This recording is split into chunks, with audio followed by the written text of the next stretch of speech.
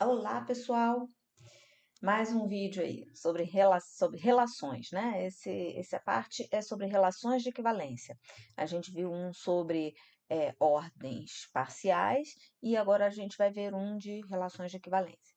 Então, é, começamos com a definição. Uma relação binária que seja reflexiva, simétrica e transitiva é uma relação de equivalência. As relações de equivalência, elas têm o propósito de dividir, né, um grupo, né, um conjunto em partes, né, em grupos. Então, por exemplo, eu poderia pegar a população de Nova Friburgo e separar em torcidas quanto ao time que torce, né? Vamos colocar assim. Então, uma relação de equivalência pode ser definida aí da seguinte maneira: o x está relacionado com o y se o x torce para o mesmo time que y. Né? Então, essa vai ser uma relação reflexiva, porque eu torço pelo mesmo time que eu. Né? Ela vai ser simétrica, porque se eu torço para o mesmo time que você, obviamente você vai torcer para o mesmo time que eu. E ela vai ser transitiva também. Né? Fácil de verificar isso. Então, uma relação de equivalência, ela acaba dividindo, né, o seu conjunto em pedaços, tá? Em partes. Então, vamos ver como exemplo aqui, esses 5 exemplos aí, né? Esses 5 itens que estão no exemplo 7.11. Em N, a relação x está relacionado com y, se x mais y é par, ela é reflexiva, porque se eu somar dois números pares, eu vou ter um número par. Ela é simétrica, porque a soma é comutativa, né? Se x mais y é par, y mais x também é. É transitiva, a gente já até, eu tenho a impressão de que eu até mostrei essas propriedades para vocês, para essa relação em particular, num vídeo aí para trás.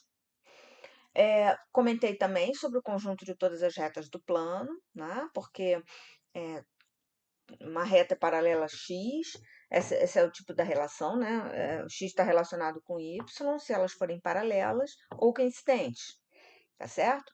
Então, não é difícil vocês perceberem essas 3 propriedades aí nessa relação. A mesma coisa no item C, que a gente também já falou sobre ele.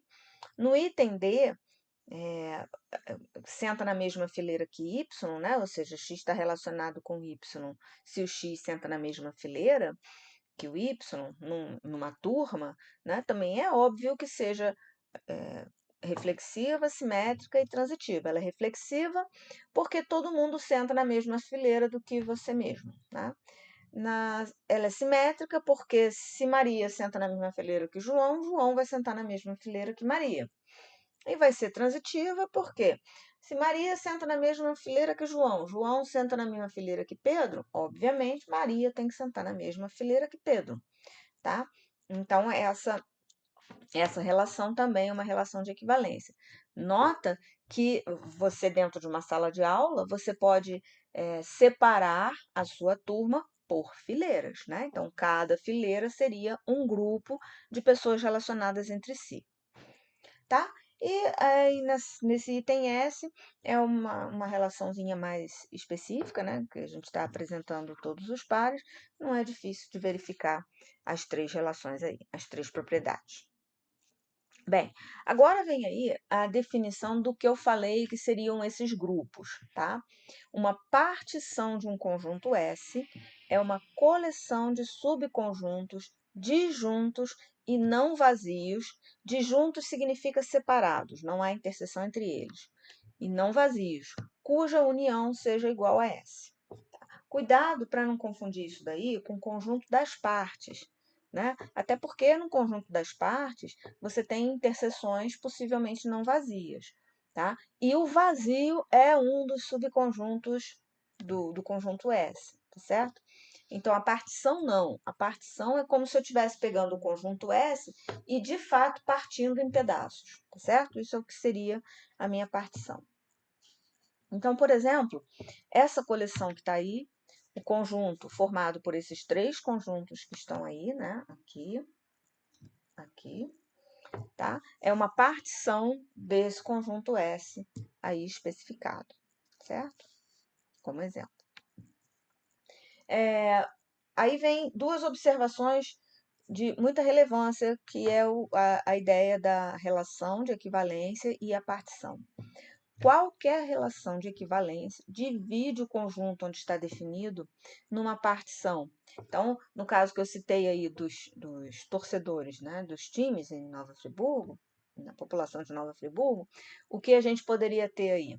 Né? A gente vai ter pegar a população de Friburgo e fazer uma partição da seguinte maneira: eu vou dividir em grupos que torcem para o mesmo time. Simples assim. Aí eu estaria partindo a população de Friburgo nesses conjuntos, tá? Então, e os elementos, né, os subconjuntos da partição, eles são formados pelos elementos que estão relacionados entre si, como eu já tinha falado antes. A segunda observação: seja R uma relação de equivalência em S, e dado um elemento x de S, a classe de equivalência de x é o conjunto denotado por esse x em forma de colchete, né? X dentro do colchete. A gente encontra também assim, tá? Uma barrinha em cima, já vi assim também, formado por todos os elementos que estão relacionados com o x. Isso é, essa classe de equivalência vai ser o conjunto dos y de S, de maneira que o x esteja relacionado com y, escrito de maneira geral. Então, remetendo lá ao exemplo anterior, né, nos primeiros lá, que a gente colocou a relação x está relacionado com y, se x mais y é par, se eu definir essa relação dentro desse conjunto S que está aí, tá? Essa relação vai conter esses pares específicos aí, ó, tá bom? Esses pares aqui, quer dizer, os pares reflexivos e o 1 com 3 e o 3 com 1. O 2 só pode se relacionar com 2 mesmo, porque se relacionar com 1 ou com 3, a soma não vai dar par, tá? Então, nota que todos os elementos que estão relacionados com o 1 são somente ele mesmo e o 3, tá? Então, a classe de equivalência do 1 é esse conjunto aqui, 1, 3. E a classe de equivalência do 2 é um conjunto unitário, formado só por ele mesmo. Ele só se relaciona com ele mesmo. E nota que a classe de equivalência do 3 é a mesma classe de equivalência do 1. Né? Então, a gente não precisa ficar especificando todas elas. Basta especificar uma só. Tá? Quer dizer, pegar um elemento de S e chamar essa classe daquele elemento. Aí vem esse teorema muito importante, que uma relação de equivalência ρ em S define uma partição do conjunto S, formada pelas classes de equivalência obtidas. E uma partição também define uma relação em S. Olha só, nesse exemplo aqui em cima, nesse exemplo 7.3, essa relação ρ definiu essa partição aí, que é a partição formada pelas classes de equivalência, tanto do 1, né, quanto a do 2. É essa partição aqui. Tá?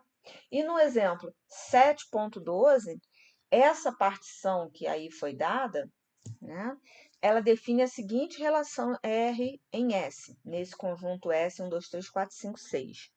Define que nesse conjunto aqui, 1, 2, 3, todos os elementos se relacionam entre si.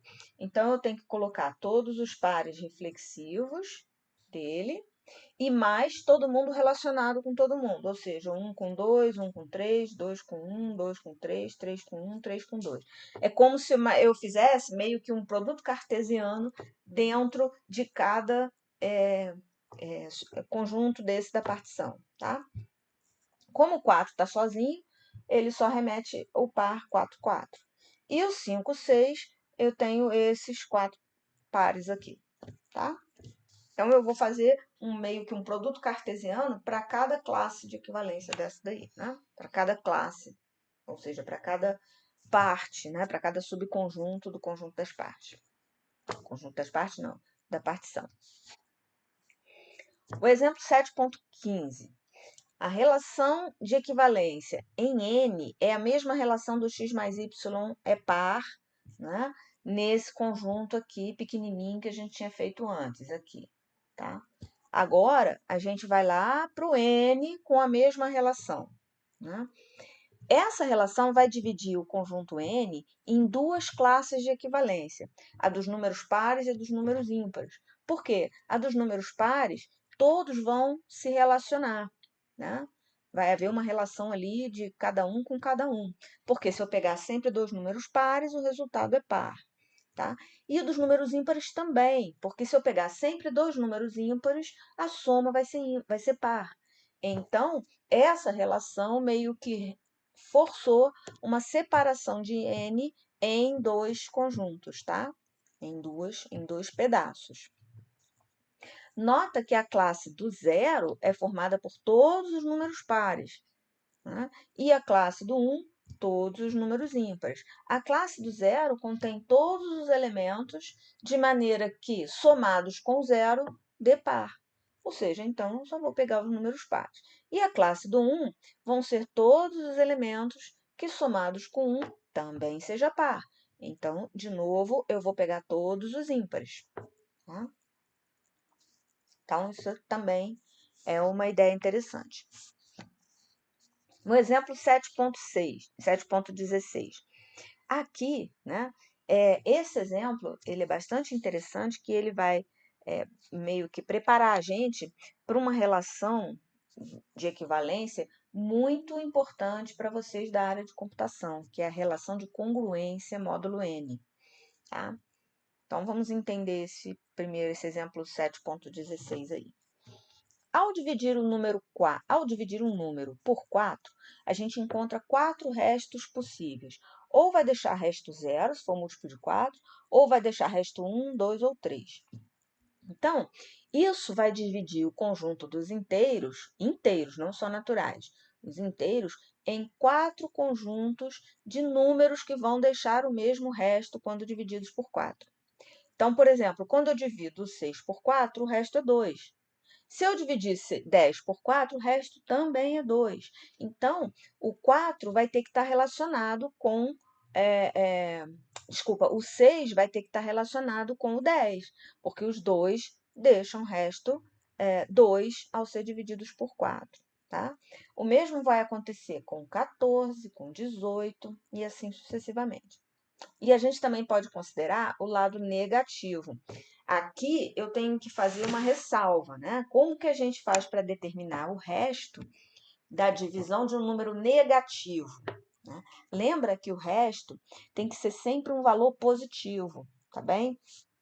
Então, por exemplo, se eu for dividir menos 15 por 4, como é que fica essa situação? Tá? Se eu for dividir o 15 por 4, 15 positivo por 4, isso daria o quê? Isso daria 3, né? Vezes 4, 12, para 15, né? 3. Certo? Esse aí é o que a gente iria encontrar. Bem, só que se eu for dividir do mesmo jeito, se eu colocar aqui menos 3, né? Vai dar menos 12. Que para chegar a menos 15, eu vou ter que subtrair 3. E aí não está certo, né? Então, eu não posso ter um resto negativo. Eu tenho que ter sempre um resto positivo. Então, eu faço o seguinte. Menos 15, quando eu divido por 4, ao invés de pôr menos 3, eu boto o menos uma unidade negativa. Ou seja, eu boto menos 4, tá? Então, eu faço menos 4 vezes 4 dá menos 16, que para chegar a menos 15, deixa resto 1. Tá? Então, eu posso dizer que o menos 15 é igual a 4 vezes menos 4 mais 1. Então, o menos 15 vai estar lá na classe do 1. Né? Olha só, não aparece aqui, né? Mas não é difícil da gente verificar. Pelo seguinte, os números em cada classe, observem que eles vão de 4 em 4, tá? Ou seja, a diferença entre eles é sempre um múltiplo de 4. Então, olha lá, a partir do menos 8, para eu chegar ao menos 4, eu somei 4. Somando 4 vai dar 0, somando 4 vai dar 4, somando 4 vai dar 8 e assim por diante. A mesma coisa aqui, menos 7, se eu somar 4 vai dar menos 3, se eu somar 4 vai dar 1, somar 4 dá 5 e assim vai, tá? Então, o menos 15 vai estar nessa classe aqui, porque eu vou estar lá com o menos 7. Antes dele, quem vai ser? Eu vou subtrair 4, vai dar menos 11. Antes dele, quem vai ser? Vou subtrair 4, vai dar menos 15. Ele vai estar lá na classe do 1, tá? Então, isso aqui eu já falei, né? Notar que a diferença entre os elementos da mesma classe é sempre um múltiplo de 4. Daí é que a gente tem a definição da relação, da relação de equivalência, que é a relação congruência módulo M. Então, tá aí. Para x e y inteiros e n um inteiro positivo, x é congruente a n módulo n, desculpa, x é congruente a y módulo n, se x menos y for um múltiplo de n. E a gente escreve desse jeito aqui, tá? Essa é uma relação de equivalência, tá? Não é difícil da gente provar. Vamos lá. Eu vou provar que é uma relação de equivalência. Primeiro, ela é reflexiva. Por que ela é reflexiva?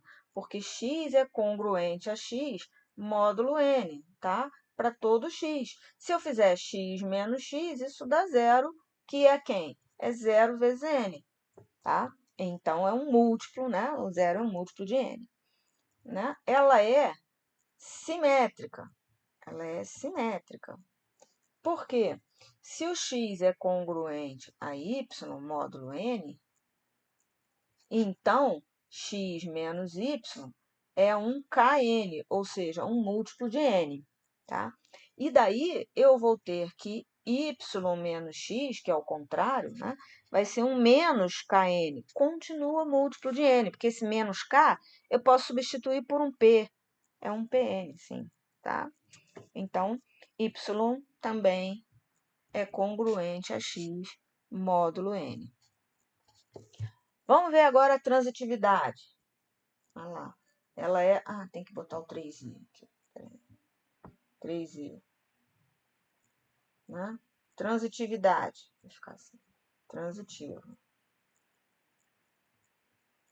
Pensa lá. Eu tenho um x congruente a y módulo n.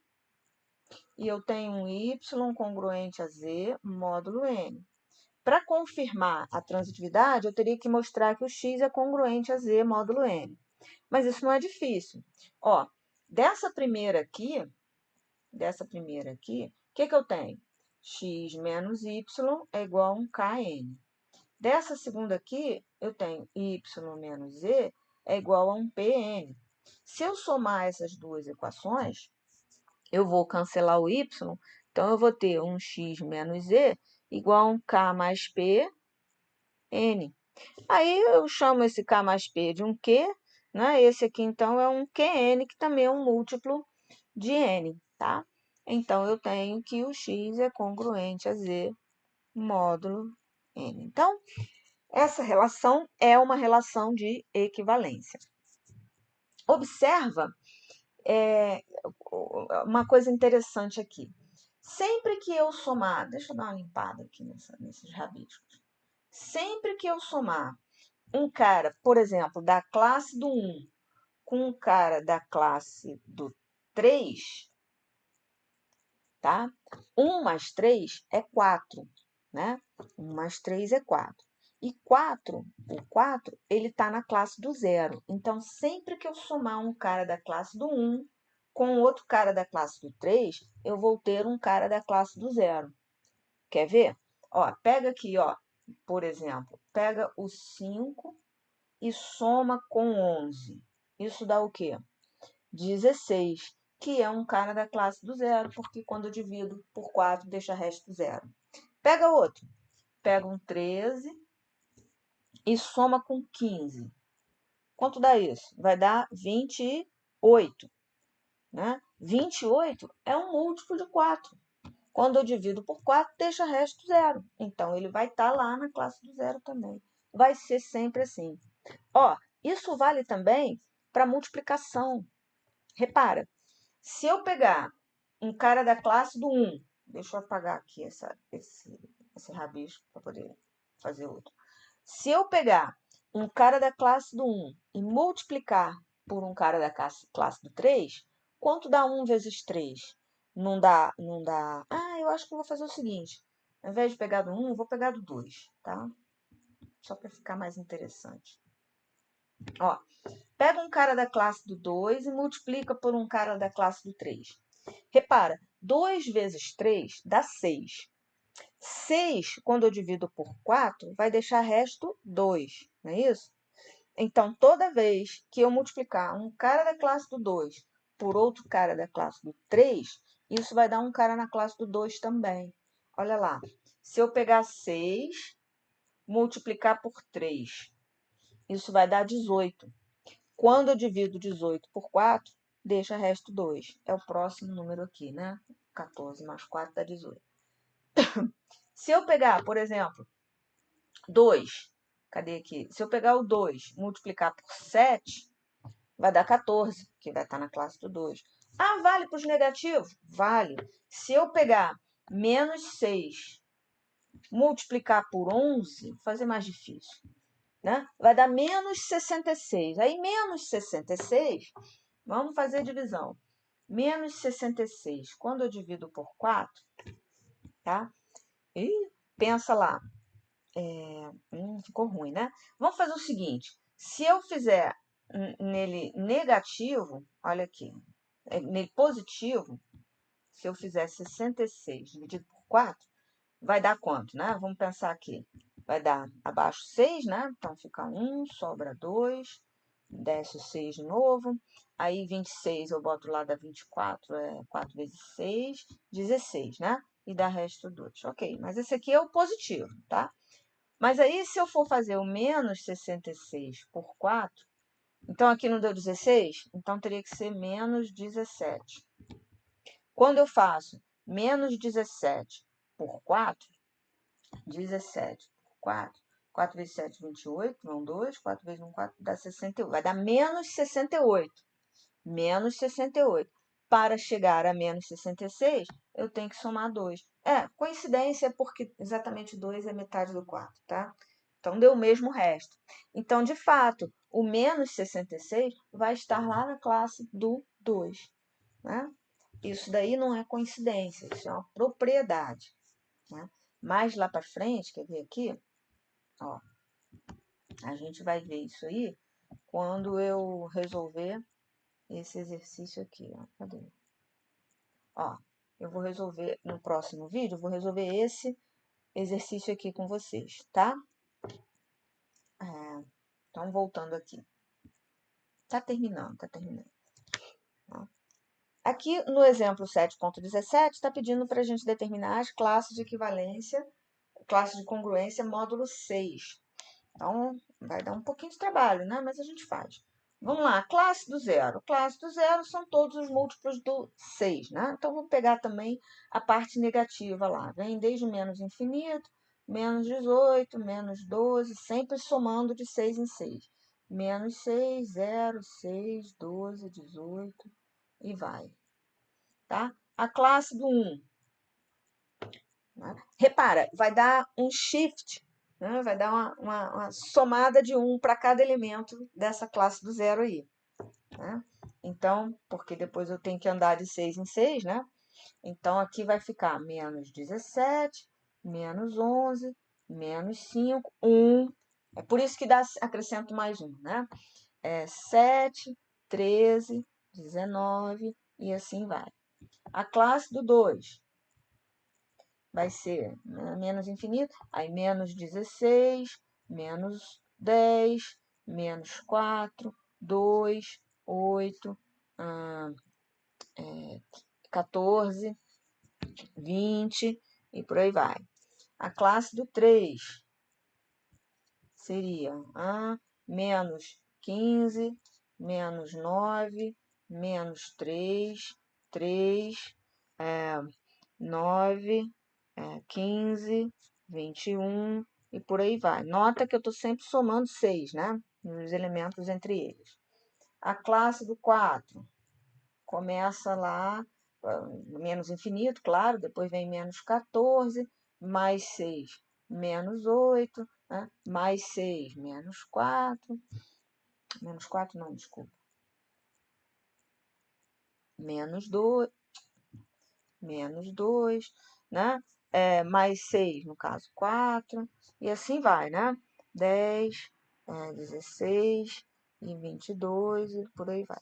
E a última, que é a classe do 5, né? Já que eu quero de 6, os restos possíveis são de 0 a 5. A última, né?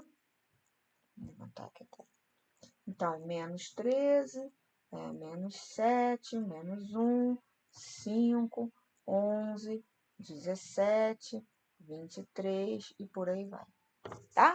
Então, essas são as classes de equivalência na congruência módulo 6. Outro exemplo interessante aqui, que é o lance também para computação, é o seguinte. Aqui, na verdade, são dois exemplinhos dentro de um só.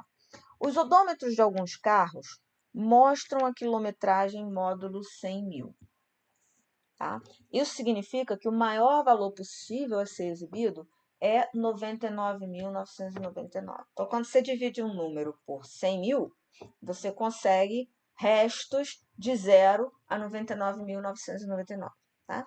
Então, quando a quilometragem atinge 100.000, o mostrador vai exibir tudo zero. Tá?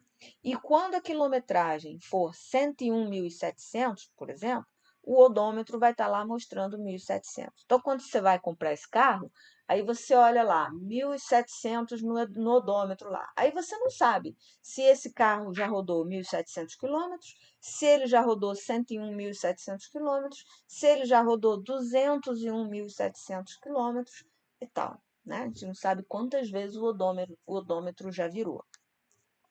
Aí vem um outro exemplinho também. Se 9 for o maior inteiro que pode ser armazenado no computador, imagina que você tem um computador lá muito limitado, que ele só faz conta e só mostra o resultado lá de 0 a 9. Tá?